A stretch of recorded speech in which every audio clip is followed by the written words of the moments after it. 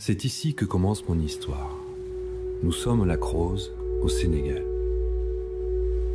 Ces dunes de sable qui séparent l'océan Atlantique du lac accueillaient autrefois l'arrivée du célèbre Paris-Dakar. Je suis à la recherche de mon premier vol de siffleur.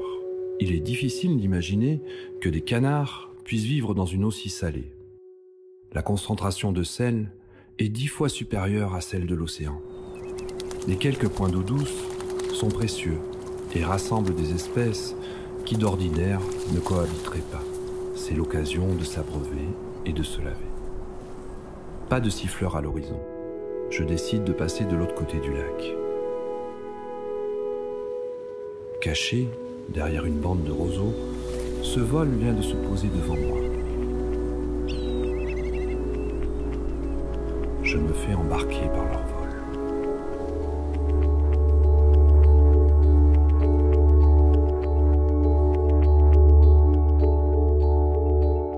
Je quitte le lac Rose et me dirige vers Saint-Louis, au nord du pays, où j'espère trouver leur grand rassemblement. L'embouchure du fleuve Sénégal se trouve ici. Un des méandres du fleuve se jette dans les plaines arides, créant divers canaux, marigots et lacs. La faune et la flore vivent autour de ces étendues d'eau, au rythme des saisons. Les singes et les phacochères font partie des espèces les plus fréquentes.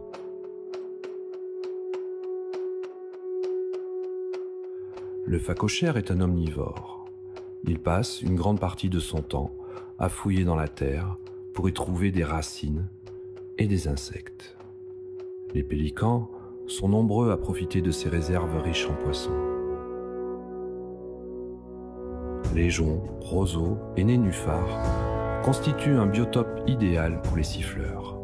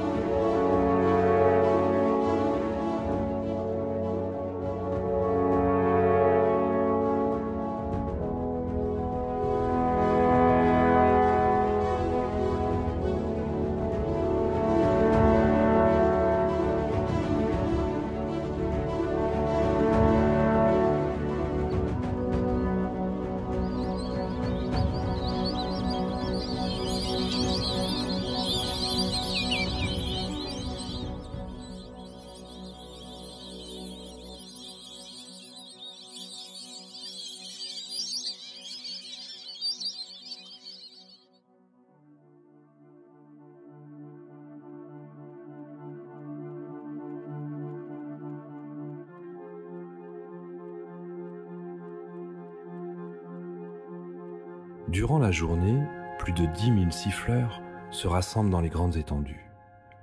En fin de journée, pendant que le bétail des paysans s'abreuve, les siffleurs quittent leur grande mare pour rejoindre des zones de gagnage.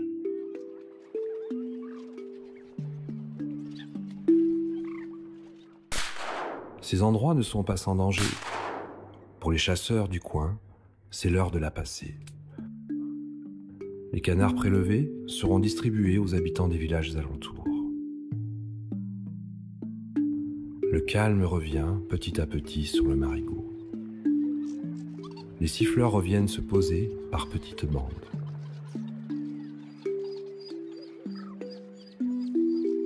Les poules d'eau cherchent un endroit où se percher. Cette femelle phacochère emmène ses petits dans un endroit sûr.